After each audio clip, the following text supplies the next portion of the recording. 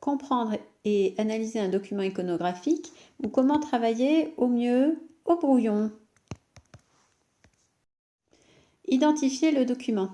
Identifier le document, c'est d'abord donner sa nature. Il s'agit d'une affiche. Alors, affiche ne suffira pas. Il faudra préciser s'il s'agit d'une affiche publicitaire, une affiche politique, une affiche de propagande et le justifier. Ensuite, il faut donner l'auteur. L'auteur, on peut l'ignorer, mais on peut aussi faire une hypothèse. S'il s'agit d'une affiche politique, de quelle tendance politique, de quel parti politique est cette affiche. Ensuite, la date. La date vous est donnée ici, début des années 1930. Elle va vous permettre d'identifier donc le contexte à la fois national, en Allemagne, bien sûr, et également international. Que se passe-t-il en Europe à ce moment-là? Ensuite, l'information essentielle de l'affiche. L'information, c'est comme si on voulait donner un titre. Il ne s'agit pas de recopier le titre qui est donné, ni même le slogan qui est ici « Vive l'Allemagne », mais de donner vraiment l'information essentielle, c'est-à-dire par exemple le personnage ici qui est représenté. Décrire les principaux éléments de l'affiche. Décrire se fait toujours avec méthode. Tout d'abord, la scène. La scène représentée est-elle en intérieur ou extérieur? On peut deviner ici par exemple le fleuve, on va deviner ici les forêts. Il s'agit d'identifier les éléments naturels qui peuvent servir à l'interprétation. Ensuite, le personnage, il s'agit d'identifier sa position. Ici, on observera la centralité du personnage et sa hauteur placée aux 2/3 de l'affiche.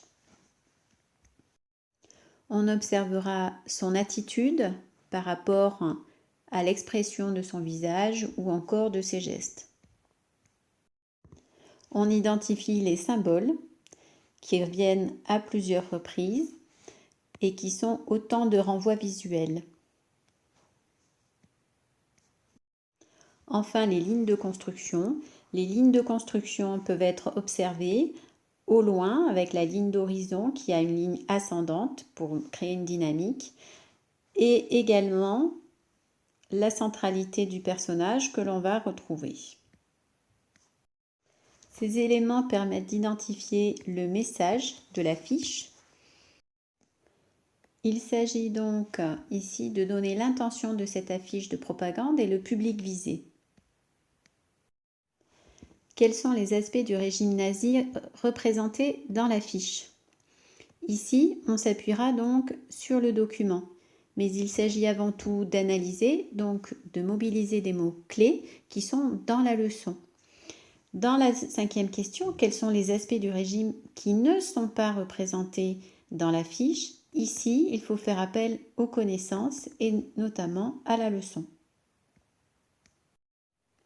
Dans les deux cas, il s'agit de caractériser le régime nazi.